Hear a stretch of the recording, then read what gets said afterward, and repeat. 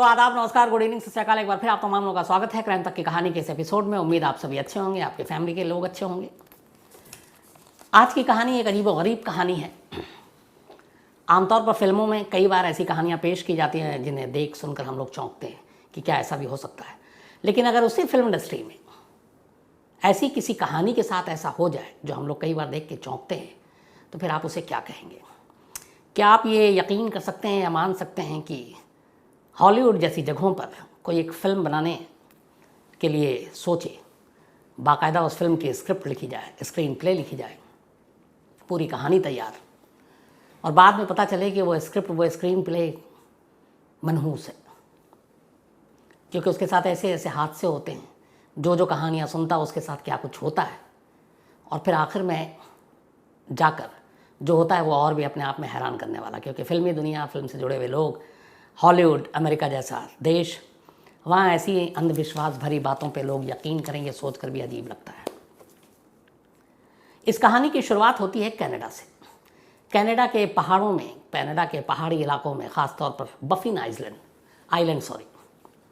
तो बफिन आइलैंड की पहाड़ियों पे एक, जैसे हम लोगों के देश में लोकगीत होते हैं अपने अलग अलग रीजन इलाकों के, तो वहाँ पे पहाड़ियों पे और उन पहाड़ी इलाकों का एक गीत था जो बड़ा फेमस था। वो गीत क्या, एक कहानी थी। कहानी ये थी कि एक बहुत खूबसूरत औरत उन पहाड़ों पर आती है, वहाँ रहती है, उसकी खूबसूरती देखती है, और उसी इलाके में रहने वाला एक नौजवान, एक लड़का उस औरत का दीवाना हो जाता है। वो उससे प्यार करने लगता है। कुछ दिन घूमने के बाद, जैसे आमतौर पर टूरिस्ट आते हैं हिल स्टेशन, पहाड़ी इलाकों पे, फिर वो लौट जाते हैं अपने अपने घरों को, अपने अपने घरों को, तो औरत भी घूम फिर कर वापस जाती है। लेकिन उसे पता नहीं होता है, वो लड़का उसका इतना बड़ा दीवाना हो चुका था कि उसी जहाज़ में गुपचुप तरीके से वो उसके साथ वहाँ से निकल लेता, अपना गांव शहर सब छोड़कर। फिर वक्त बीतता है। एक बार वो लड़का एक अमीर शख्स की बेटी की जान बचाता है, और फिर उसके बाद किस्मत उसकी पलटती है, और देखते ही देखते वो बहुत बड़ा अमीर शख्स खुद बन जाता है, और रॉयलिस्ट आपके जो अलग अलग बिजनेस हैं वो सारी चीज़ें करने लगता है, और बेहद करोड़पति अरबपति बन जाता है। लेकिन फिर करवट लेता है वक्त, और एक ऐसा वक्त आता है जब वो पागल हो जाता है इश्क में, प्यार में। तो कुल मिलाकर शॉर्ट में ये कहानी थी जो कनाडा की पहाड़ी इलाकों की सरजमीन से निकली थी, और एक गीत की शक्ल में, एक पोइट्री की शक्ल में, तो काफ़ी पॉपुलर वहाँ पे।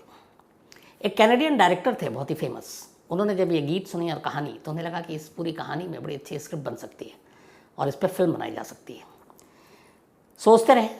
इसके बाद यूनाइटेड आर्टिस्ट प्रोडक्शन हाउस है एक, उससे कांटेक्ट किया, और फिर इस गीत के जो सारे बोल थे, वो सारी चीज़ें, उन्होंने एक अच्छे राइटर की तलाश थी कि वो इसे कहानी की शक्ल दे, स्क्रिप्ट और स्क्रीन प्ले के तौर पर। आखिरकार उस वक्त एक टॉड कैरल नाम के बेहतरीन स्क्रिप्ट राइटर थे हॉलीवुड में, उनको ये काम सौंपा गया। उनसे कहा गया यूनाइटेड आर्टिस्ट की तरफ से कि आप इस पोइट्री पे, कनाडा की इस लोकगीत पर एक अच्छी फिल्म की कहानी लिखें, एक पटकथा लिखें। टॉड कैरल ने इस पर काम शुरू किया, काम चलता रहा, और आखिरकार टॉड कैरल ने 1979 में इस लोकगीत को एक फिल्मी कहानी की शक्ल दे दी। पूरी स्क्रिप्ट लिखी, स्क्रीन प्ले लिखी, प्रोडक्शन हाउस, डायरेक्टर को ये बड़ा पसंद आया, और ये कहा गया अब सरजमीन वो कनाडा की थी, इसको यहाँ पे अब अलास्का और न्यूयॉर्क, उसकी इसमें बना दिया गया कि एक लड़की और एक लड़का, वो सारी कहानी। तो उसी के टुकड़े उठाए गए थे उस गीत से, लेकिन उसे अब अमेरिका में फिल्माया जाना था, और कहानी का बेस अमेरिका था। टॉड कैरल ने स्क्रिप्ट लिख दी, पसंद आई डायरेक्टर को, ये प्रोडक्शन हाउस को। अब ये हुआ कि इसमें लीड रोल कौन करेगा। प्री प्रोडक्शन के सारे काम हो गए, 79 में स्क्रिप्ट लिखी, उसके बाद अप्रूव होते होते आखिरकार 82 आ गया, 1982, जो हमारे देश में एशियन गेम्स हुआ था। काफ़ी सोचने के बाद टॉड कैरल के एक बेहतरीन कॉमेडियन एक्टर दोस्त थे जिनका नाम था जॉन बेलुशी। जॉन बेलुशी की हॉलीवुड में एक अच्छी खासी जगह थी, एक अच्छा मकाम था। तो इस फिल्म के लिए सबसे पहले उन्हें अप्रोच किया गया, और इस फिल्म का जो नाम रखा गया, टाइटल, वो था अतुक, ATUK, अतुक। तब ये फिल्म जो अतुक के नाम से बन रही थी, प्रोडक्शन हाउस और डायरेक्टर ने इसके लीड रोल के लिए, यानी कि हीरो के कैरेक्टर के लिए, जॉन बेलुशी को सिलेक्ट किया। जॉन बेलुशी को स्क्रिप्ट सुनाई गई कि पहले उसे पसंद आए। जॉन बेलुशी ने कहानी सुनी। कहानी सुनने के बाद बड़ा वो थ्रिल कि बहुत अच्छी कहानी है और ये फिल्म पक्का बॉक्स ऑफिस पे अच्छा काम करेगी। और फिर इस फिल्म में काम करने के लिए अपनी रजामंदी दे दी। अब जॉन बेलुशी अतुक फिल्म के लीड रोल में।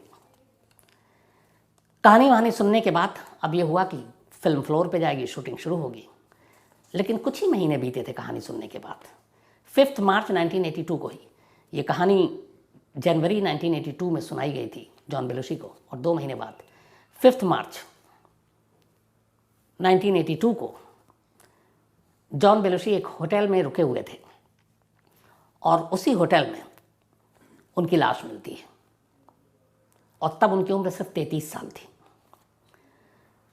लाश जिस तरीके से मिली, 33 साल की उम्र में, लगा फाउल प्ले है, कुछ हुआ है, क्या मामला है ये। तो खैर उसकी जांच की गई, तो जो पैथोलॉजिकल और फॉरेंसिक रिपोर्ट आई उसमें यह था कि ड्रग्स के ओवरडोज की वजह से जॉन बेलुशी की मौत हुई है। अब ड्रग्स का ओवरडोज किसने दिया, क्या किया, एक एक्टर, मशहूर शख्स। तो इसी के बाद फिर 2 महीने की जांच हुई। 2 महीने की जांच के बाद पता चला कि एक एवलिन स्मिथ नाम की लेडी, उसने एक्सेप्ट किया कि उस रात बेलुशी को उसी ने ड्रग्स दिया था, और उसके बाद उसकी मौत हुई। ट्रायल चला, 15 महीने की सज़ा भी हुई स्मिथ को।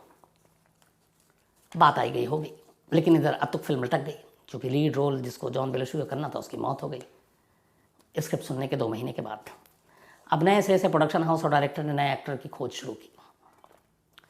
वक्त बीता, 1986 आ गया। 82 में ये फिल्म फ्लोर पे जानी थी, लेकिन पहले एक्टर की मौत हो गई। अब 1986 आ गया। इसके बाद अब ये हुआ कि किसी दूसरे एक्टर से ये फिल्म करानी है। इस दौरान में 4 सालों में तमाम कोशिशें चलती रही, और आखिरकार सैम किनिसन नाम के एक दूसरे हीरो को इस लीड रोल के लिए चुना गया, अतुक फिल्म के लिए। तो अब जॉन बेलुशी के बाद दूसरे एक्टर लीड रोल के लिए जॉन किनिसन, इनको सेलेक्ट किया गया। 1988 में, ये 86 में हुआ, उसके बाद फिर सारा जो प्रोडक्शन का काम था वो शुरू हो गया। बल्कि 8 दिन की फिल्म भी शूट हो गई। 8 दिन की फिल्म की शूट के बाद अचानक सैम किनिसन ने प्रोडक्शन हाउस और डायरेक्टर से स्क्रिप्ट को लेकर झगड़ा कर लिया। उन्होंने कहा कि इसमें कुछ चेंज, आमतौर पे ये फिल्मों में होता है, कई बार हीरो जो होते हैं या डायरेक्टर कई बार अपनी स्क्रिप्ट राइटर की स्क्रिप्ट को पलट देते हैं। तो एक सैम किनिसन के बारे में ये था कि ये काफ़ी ज़्यादा शराब पीते हैं, मूडी हैं, कई बार सेट पे लेट आते हैं। 8 दिन की शूटिंग के बाद स्क्रिप्ट में कुछ उन्होंने निकाली कमियां और कहा कि नहीं, इसको इसी तरीके से चेंज करना है। इसको लेके बातचीत भी हुई, लेकिन बात बनी नहीं। फिर मामला कोर्ट में चला गया, लेकिन खैर कोर्ट में जाने के बाद मामला फिर सुलझ भी गया, और इसके बाद ये हुआ कि चलो अब शूटिंग दोबारा शुरू होगी और काम फिर से शुरू होगा। लेकिन इन सारी चीज़ों में 4 साल निकल गए थे, 88 से 92 आ गया, और अब किनिसन को दोबारा फिल्म की शूटिंग शुरू करनी थी। लेकिन तभी किनिसन की मौत हो गई, जो लीड रोल प्ले कर रहे थे। अप्रैल 10, 1992 सैम किनिसन की मौत हो गई। तब उनकी उम्र सिर्फ और सिर्फ 38 साल थी। ये गाड़ी में जा रहे थे, सामने से एक ट्रक, हेड कोलिजन, आमने सामने की टक्कर। जो ट्रक ड्राइवर था उसने शराब पी रखी थी, और इस गाड़ी के एक्सीडेंट से मौत हो गई किनिसन की। लेकिन इत्तेफाक से इस मौत के बाद एक नई चीज़ सामने आई। वो ये हुआ कि जब किनिसन अपनी गाड़ी में जा रहे थे, उनके पीछे पीछे एक दूसरी गाड़ी में उनके एक दोस्त आ रहे थे, और दोनों की गाड़ी आगे पीछे थी। जब एक्सीडेंट हुआ, टक्कर हुई, तो वो दोस्त फ़ौरन गाड़ी से नीचे उतरकर करीब आया किनिसन के। जब वो करीब गया तो उसने सुना अपनी कानों से कि किनिसन कह रहे थे कि I don't want to die, I don't want to die, और ये उन्होंने 3 बार कहा, और उनके आसपास कोई नहीं था उस वक्त। और फिर अचानक पता नहीं, ऐसा लग रहा था कि जब वो किसी से बात कर रहे हैं, और वहाँ पे कोई था ही नहीं। ये उस वक्त इनके दोस्त गए, और दोस्त से भी नज़रें भी नहीं मिल रही हैं। किनिसन को ये भी पता नहीं कि उसका दोस्त आ गया है, और वैसा लग रहा है किसी थर्ड पर्सन से बात कर रहे हैं, और तीसरा शख्स वहाँ पे मौजूद नहीं है, और वो बार बार यही कह रहे हैं कि I don't want to die. और फिर अचानक कहते हैं बट वाई, ये दूसरी लाइन थी। अब या तो ये दोस्त से पूछना चाहिए, और दोस्त उनके सामने नहीं है, पीछे की तरफ है। और फिर अचानक तीसरी लाइन आती, ओके ओके, और ये कहने के बाद दम तोड़ देते हैं। ये दोस्त ने अपने इंटरव्यू में भी कहा और बाकी चीज़ जगहों पे भी कहा कि जब वो गए तो वो कह रहा था कि मुझे मरना नहीं है, मैं मरना नहीं चाहता। लेकिन फिर पूछता वाई क्यों, और फिर कहता ओके, और इसके बाद मर जाता है। ऐसा लगता 2 लोग आपस में बात कर रहे हैं। अब ये पता नहीं कि उसने शायद कहा कि नहीं तुम्हें मरना है, इसने पूछा क्यों, और उसने कहा इसलिए, तो शायद उसने कहा ओके ठीक है, और उसके बाद वो मर गया। ये कहानी बड़ी उस वक्त चली। तो अब खैर अतुक की बदनसीबी जारी थी। दूसरा लीड रोल में प्ले करने वाला किनिसन, उसकी रोड एक्सीडेंट में मौत हो गई, पहले ड्रग्स के ओवरडोज को लेकर। अब फिर वक्त बीतता गया, 1994 आ गया। अब फिल्म प्रोडक्शन हाउस ने और डायरेक्टर ने इस दौरान में नए हीरो को खोजना शुरू किया जो अतुक का लीड रोल प्ले कर सके। इसके बाद जॉन कैनेडी नाम के एक्टर को चुना गया, जॉन कैंडी, और उनको कहा गया कि आप इसमें लीड रोल करेंगे। जॉन कैंडी ने कहा मुझे स्क्रिप्ट सुननी है, उनको स्क्रिप्ट सुनाई गई, और उसके बाद ये बात है 1994 के बिगिनिंग की, और उसी के 2 महीने के बाद फिर 1994 में कैंडी की भी मौत हो जाती है। कैंडी जो है 4 मार्च को इनकी मौत हुई। 43 साल की उम्र थी, 43, और इनकी मौत इनके घर में अपार्टमेंट में हुई। जब हॉस्पिटल ले जाया गया, ऑटोप्सी हुई, पोस्टमार्टम हुआ, तो मौत की वजह बताई गई हार्ट अटैक, दिल का दौरा। अब स्क्रिप्ट सुनने के 2 महीने के बाद अतुक फिल्म के तीसरे हीरो की मौत हो चुकी थी। अब भी सब कुछ नॉर्मल था कि चलो मौत हो गई, ये होता है, हादसा है, कोइंसिडेंट है। लेकिन फिर यह हुआ कि कहते हैं कि जब कैंडी ने ये स्क्रिप्ट सुनी और फिल्म के लिए हामी भरी, तो कैंडी ने ये स्क्रिप्ट अपने एक दोस्त को सुनाई जिसका नाम था माइकल डी डोंग। तो उन्होंने इसको सुनाई और ये भी कहा कि इस फिल्म में तुम्हारे लिए भी एक रोल है, तो तुम इसमें सपोर्टिंग रोल कर सकते हो। तो कैंडी ने ये अतुक फिल्म साइन की स्क्रिप्ट सुनकर, और वही स्क्रिप्ट उन्होंने नरेट किया अपने दोस्त माइकल को। इत्तेफाक से कैंडी की मौत के बाद माइकल की भी मौत हो जाती है, और 54 साल की उम्र थी, और कहते हैं वो ब्रेन हेमरेज से मौत हुई। तो 3 लीड एक्टर की अभी तक मौत हो गई। चौथे को जो दोस्त था उसको कहानी सुनाई, स्क्रिप्ट सुनाई, उसे फिल्म में एक रोल के लिए कहा, और जिसने स्क्रिप्ट सुनी अब उसकी भी मौत हो गई। अचानक ठीक ठाक था, ब्रेन हेमरेज हुआ, 54 ईयर्स मर गया। अब ये चौथा हादसा था इस फिल्म के साथ जुड़ा हुआ, इस स्क्रिप्ट के साथ जुड़ा हुआ। इसके बाद 1997 का साल आ गया। अब इस बार काफ़ी मेहनत मशक्क़त के बाद कि अतुक का लीड रोल कौन करेगा, एक और एक्टर क्रिस फेयरली, इनको चुना गया लीड रोल के लिए। क्रिस फेयरली एक अच्छे एक्टर, और सबसे बड़ी बात ये थी कि क्रिस फेयरली फ़ैन थे उस बेलुशी के जिन्हें अतुक का जो लीड रोल है सबसे पहले ऑफ़र किया गया था, और जिनके होटल में ड्रग्स के ओवरडोज से मौत हुई थी। और क्रिस अपना आइडियल मानते थे बेलुशी को, तो वो बड़े खुश थे कि जो रोल उनके ग्रू करने वाले थे वो उन्हें मिला है। तो इसको लेकर और भी ज़्यादा एक्साइटेड थे। अब फिर से फिल्म की प्रोडक्शन और बाकी चीज़ें शुरू हुई, लेकिन बदनसीबी ने इस बार भी पीछा नहीं छोड़ा। स्क्रिप्ट सुनने के कुछ ही महीने बाद दिसंबर 18, 1997 फेयरली की भी मौत हो जाती है। अपने ही अपार्टमेंट में सबसे पहले उनके भाई ने उनकी लाश देखी, और सेम उसी तरह मौत हुई जैसे उनके गुरु बेलुशी की हुई, ड्रग्स के ओवरडोज से। और इत्तेफाक एक और कि जब फेयरली की मौत हुई तब उनकी उम्र भी 33 साल थी, 33। बेलुशी की भी जब मौत हुई तो 33 थी। तो जो आइडियल था, जिस तरीके से उसकी मौत हुई, जिस उम्र में मौत हुई, सेम क्रिस फेयरली के साथ वही। ये 5वां इंसिडेंट था इस अतुक फिल्म के लेकर जिसके लीड रोल के लिए चुना गया। उनमें से 4 मर चुके थे। एक सपोर्टिंग एक्टर जिसको स्क्रिप्ट सुनाई थी माइकल को, वो भी मारा जा चुका था। तो 5 मौत अब तक हो चुकी थी। अब इसी दौरान ये पता चला कि कैंडी ने जो है वो सेम जैसे फिल हैटमन एक था उसको स्क्रिप्ट सुनाई थी।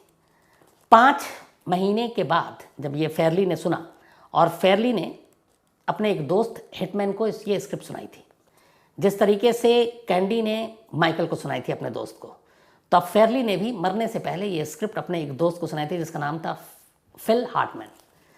इत्तेफाक से फिल हार्टमैन फेयरली के मौत के बाद एक रोज़ फिल हार्टमैन की बीवी अपने एक दोस्त को फ़ोन करती है और कहती है कि मैं अभी फिल हार्टमैन को गोली मार कर आई हूँ, उसकी लाश उसके कमरे में पड़ी है। दोस्त समझता मजाक कर रही है, लेकिन उसका दोस्त फिर उस कमरे में जाता है और देखता कमरे में सचमुच लाश पड़ी हुई है और फिल को 2 गोलियां लगी हुई हैं। वो फ़ौरन पुलिस को खबर करता है, पुलिस आती है। तब तक उसकी जो गर्लफ्रेंड थी, जो वाइफ थी, वो अपने आप को एक कमरे में लॉक कर लेती है और कहती है कि मुझे नहीं मालूम मैंने उसे क्यों मारा, मेरा कोई ऐसा मकसद भी नहीं था, बट मुझे लगा कि मुझे मारना है और इसलिए बस मैं मार गया और मैं कमरे में बाहर नहीं आऊँगी। पुलिस उससे कहती रही कि आप आ जाओ सरेंडर कर लें, लेकिन उसने नहीं किया। इसके बाद उसने खुद को भी गोली मार ली और वो भी मर गई।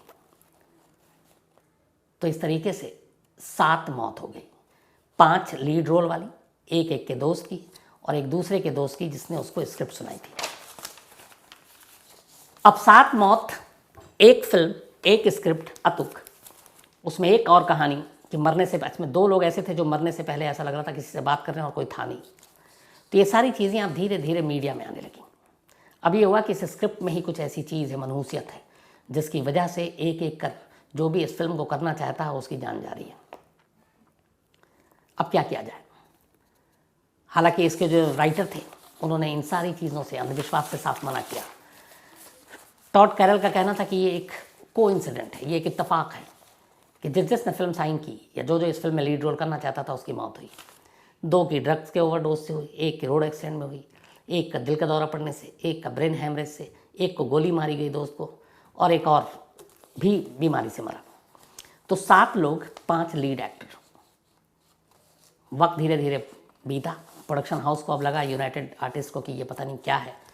इसके बाद ये कहानी अब धीरे धीरे हॉलीवुड में भी गूंजी। तो अब तो ये हुआ कि भाई एक फिल्म है जिसकी जो भी स्क्रिप्ट सुन रहा वो या जिसको सुनाया जा रहा वो ये दुनिया में ही नहीं रहता, मर जाता है।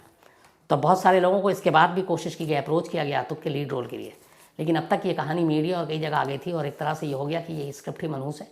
जो इस स्क्रिप्ट को सुन के इस फिल्म में लीड रोल प्ले करेगा वो मारा जाएगा, मर जाएगा। तो फिर एक्टर के अंदर भी एक डर आए और धीरे धीरे उन्होंने इस फिल्म से किनारा करना शुरू कर दिया। फिर नौबत यहाँ आ गई कि आखिरकार टॉड कैरल और यूनाइटेड आर्टिस्ट जो प्रोडक्शन हाउस है उन्होंने तय किया कि भाई इस स्क्रिप्ट को कहीं बक्से में बंद करके रख दो और इस फिल्म को भूल जाओ। वो दिन है, आज का दिन है। दोबारा कभी अतुक फ्लोर पे नहीं गई, ना फिल्म बनी, ना कभी किसी ने इस रोल को एक्सेप्ट किया। अब सवाल ये है कि ये क्या है? एक अंधविश्वास, एक इत्तेफाक, हादसा, इसमें से कुछ भी। लेकिन जो फिल्म से जुड़े हुए लोग कहते हैं कि ये सिर्फ और सिर्फ एक इत्तेफाक था कि जब जिसको दिया गया ये रोल तब उसकी मौत हो गई। लेकिन इस स्क्रिप्ट की वजह से हुई, इसको नहीं कहा जा सकता। तो आज भी एक पहेली है अतुक की और इस स्क्रिप्ट की कि हकीकत में यह है क्या। ये एक मनहूस स्क्रिप्ट है, इसके साथ कुछ श्राप है या फिर इत्तेफाक है। हर एक की मौत जैसे लिखी थी वैसे हुई, वो भी एक नॉर्मल अगर मान लें इत्तेफाक है। लेकिन क्या है? शायद हॉलीवुड की इससे मिस्टीरियस स्क्रिप्ट और स्क्रीन प्ले दूसरी और कोई नहीं है। फिल्मी पर्दे पर बहुत सारे ऐसे रहस्यमयी अंधविश्वास और इत्तेफाक दिखाया गया, लेकिन फिल्म के बाहर, पर्दे के बाहर असल ज़िंदगी में किसी प्रोडक्शन हाउस, किसी स्क्रिप्ट राइटर, एक्टर के साथ ऐसा हो, ये कभी नहीं हुआ। और इनमें से जो भी लोग, 7 लोगों की जान गई, जो 5 लीड रोल प्ले कर रहे थे, उनमें से 4 कॉमेडियन थे। इस फिल्म को एक कॉमेडी बेस बनाकर चला जा रहा था और इसीलिए सारे कॉमेडियन को इसमें लीड रोल के लिए सिलेक्ट किया जा रहा था। तो 4 कॉमेडियन थे इस लीड रोल के लिए जिनकी जान गई। कुल 7 लोगों की जान गई। मुझे लगता है कि जो भी हो, इत्तेफाक हो या फिर और कुछ हो, बट ऐसी कहानी हॉलीवुड में और कोई दूसरी नहीं है। तब आप मुझे बताइएगा कि ये कहानी सुनने के बाद आपकी नज़र में ये क्या है? ये स्क्रिप्ट शापित है, यह सिर्फ एक अंधविश्वास है, और यह एक इत्तेफाक है? इत्तेफाक है कि ठीक है, जब ऐसा हुआ तब तक कोई हादसा हुआ और लोगों की जान चली गई। तो आपकी नज़र में क्या है ये? आप क्या मानते हैं? आप ज़रूर अपना जवाब, अपनी राय आप मेल पे दीजिए और मैं फिर उसको कहानी में शामिल करूँ।